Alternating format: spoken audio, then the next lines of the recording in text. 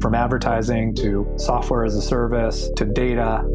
Across all of our programs and clients, we've seen a 55 to 65% open rate. Getting brands authentically integrated into content performs better than TV advertising.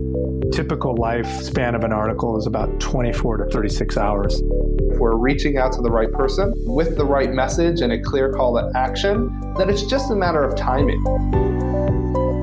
Welcome to the MarTech Podcast, and I Hear Everything production. In this podcast, you'll hear the stories of world-class marketers that use technology to drive business results and achieve career success. We'll unearth the real-world experiences of some of the brightest minds in the marketing and technology space so you can learn the tools, tips, and tricks they've learned along the way. Now here's the host of the MarTech Podcast, Benjamin Shapiro. Welcome to the MarTech Podcast. I'm your host, Benjamin Shapiro, and today we're going to discuss the importance of first-party data. Joining us is Chris Savage, who is the CEO of Wistia, which makes marketing software, video series, and educational content based on the belief that anyone can use video to grow their business and brand.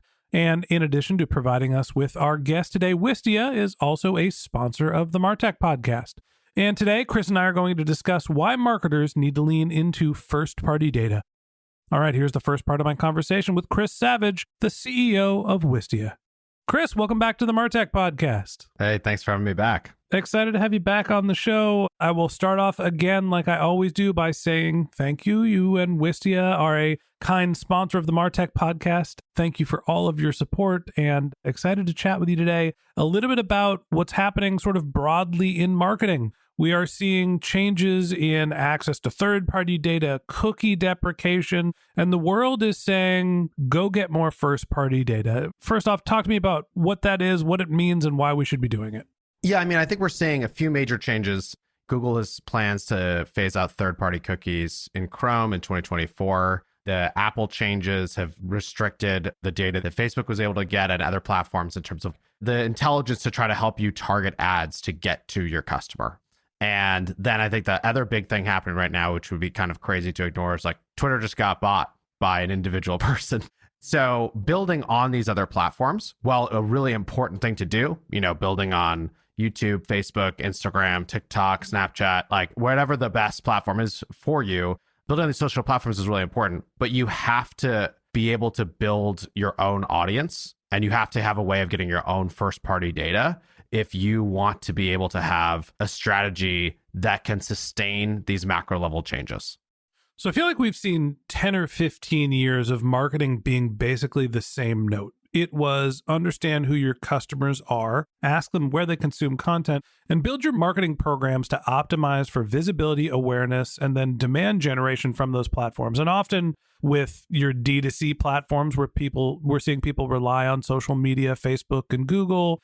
B2B was a little different. A lot of LinkedIn. We started to see webinars, e-commerce, and now we're kind of seeing a reshuffling of the deck. You're saying, hey, ignore or maybe don't prioritize those channels to start building your own audience. So do I have to go out and build my own Facebook? How am I actually going to build an audience that's replicable? You're going to use the tools and protocols that exist, like email, that right now, today, no one else can just take your email list. Building an active email list of people who, not people who signed up for your product or service or your content 5 years ago, but people who have recently signed up and engaged is one of the most valuable, simple things you can do.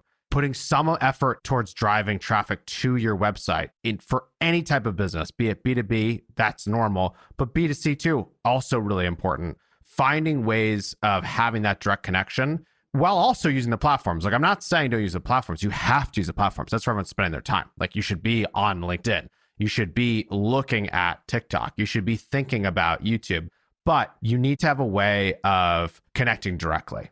And you need some first-party data so you can have a sense, and you can really just formulate, if you want to call it an algorithm, your own algorithm for the value of the audiences on the different platforms that you're building and where you should be spending your time. And that future-proofs you so that if the platforms really do go through a substantial change, which they're all likely to do, you have a base of a connection point with your customers that you can go back to and that you can use to build on the next platform or just communicate with folks directly.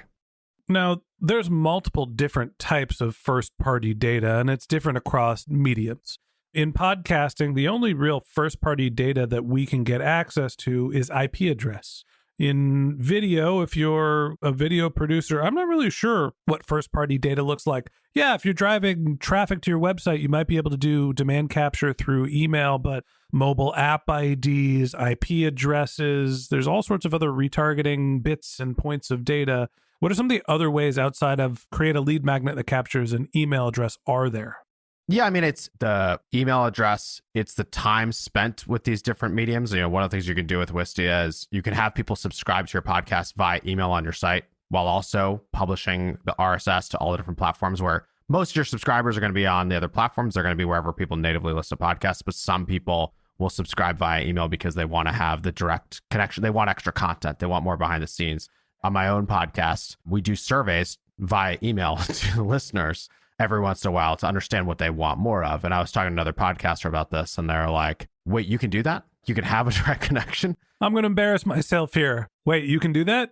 Go on. I'm listening. Yeah, it's a very simple thing. But when you do that, then you can attach the listening time or the viewing time if it's a video podcast. You can take that across not just the individual media, but like, give me the view of this person and all the things they've interacted with. That's the type of thing you can do at Wistia. And then we take that and give that to you in a way that you can put that into your marketing automation, and you can create automations around it, or you can retarget based on what people view, all that kind of stuff.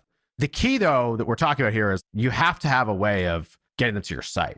The website is still incredibly important. And I look at it as like, we'll stay on my own podcast example. It's a small fraction of the listeners who are going to the site to listen. When we were starting the podcast, it was actually most of the listeners were coming to wistia.com/talking too loud. That's like where they went. And over time, as the audience has been built up, it's maybe 10 or 15% of folks will engage with the podcast on the website. But because they are engaging there, some of them are subscribing via email, we're able to have the direct connection and have a sense of what the whole audience wants.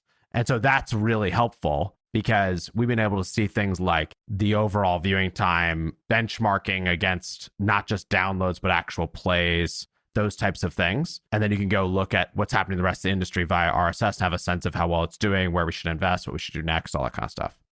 So help me prioritize here. We've got a couple different aspects of marketing that we've floated around. There's one, creating some sort of authority and awareness on platforms where you don't own the data and the experience. There's getting people to your website. Once you have them to your website, are you trying to sell? Are you trying to capture email? Are you trying to get them to engage in a survey?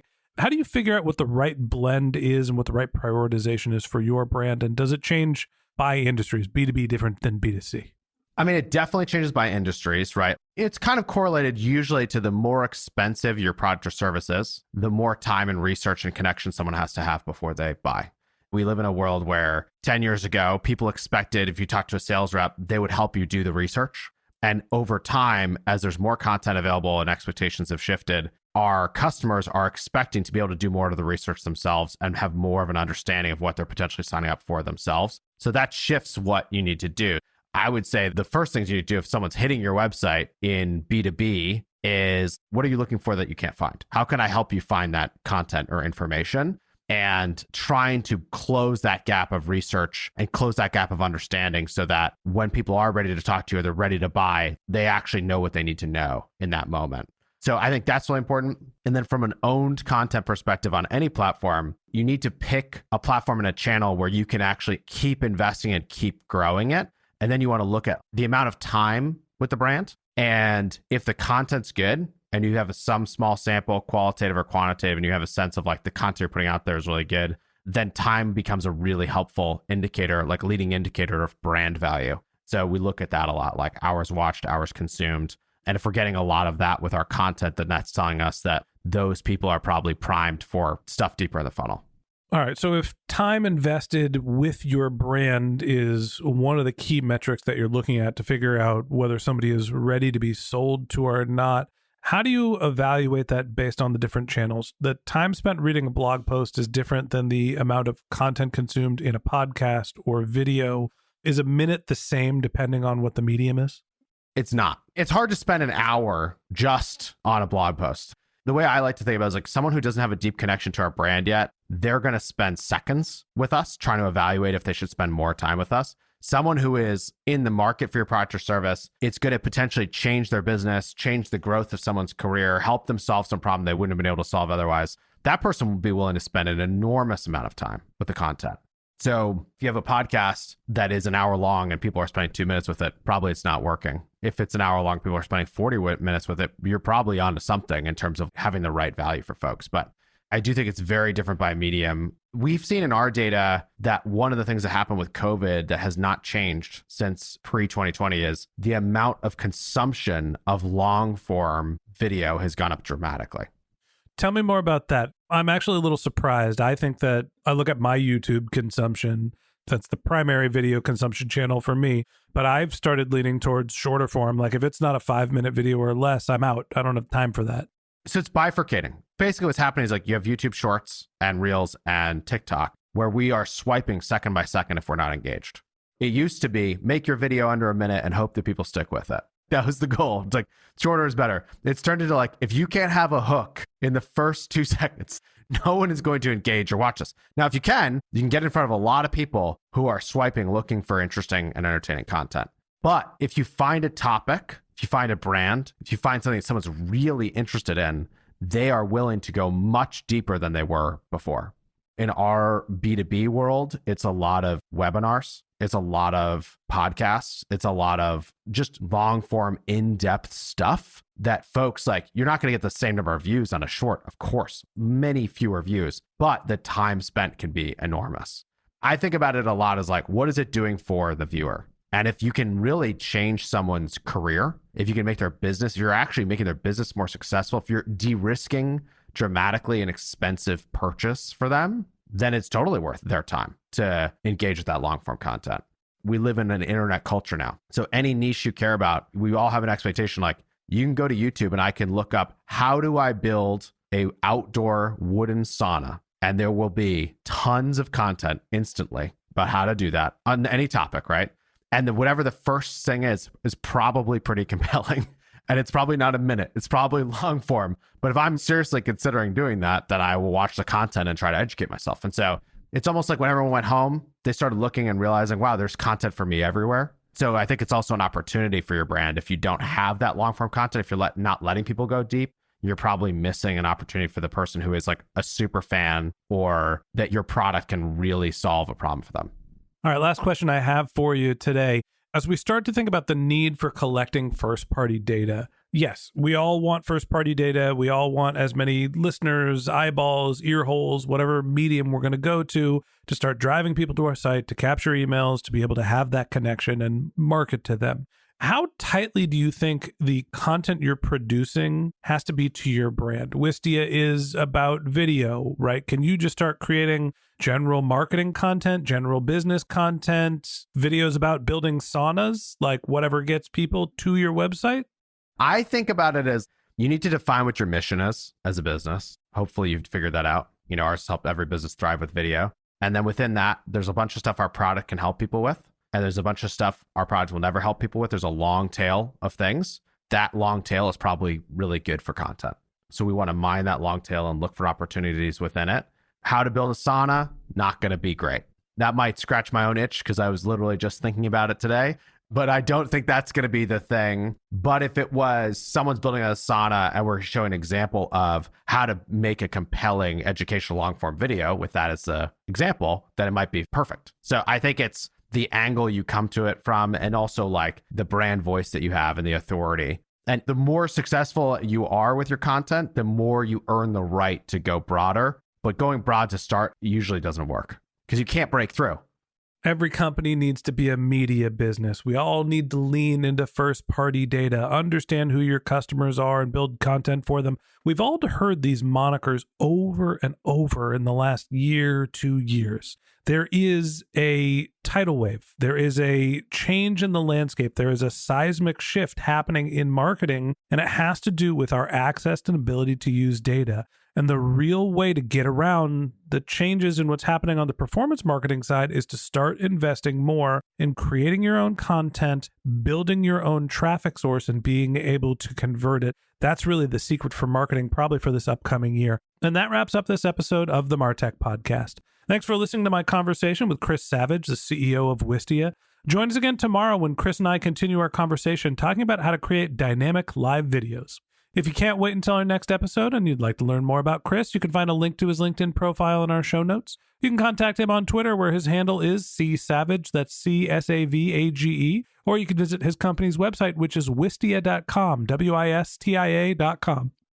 Just one more link in our show notes I'd like to tell you about. If you didn't have a chance to take notes while you were listening to this podcast, head over to martechpod.com, where we have summaries of all of our episodes and contact information for our guests. You can also subscribe to our weekly newsletter, and you could even send us your topic suggestions or your marketing questions, which we'll answer live on our show. Of course, you can always reach out on social media. Our handle is martechpod, MARTECHPOD, on LinkedIn, Twitter, Instagram, and Facebook, or you can contact me directly. My handle is Ben J. Shap, BENJSHAP. And if you haven't subscribed yet and you want a daily stream of marketing and technology knowledge in your podcast feed, we're going to publish an episode every day this year. So hit the subscribe button in your podcast app and we'll be back in your feed tomorrow morning. All right, that's it for today. But until next time, my advice is to just focus on keeping your customers happy.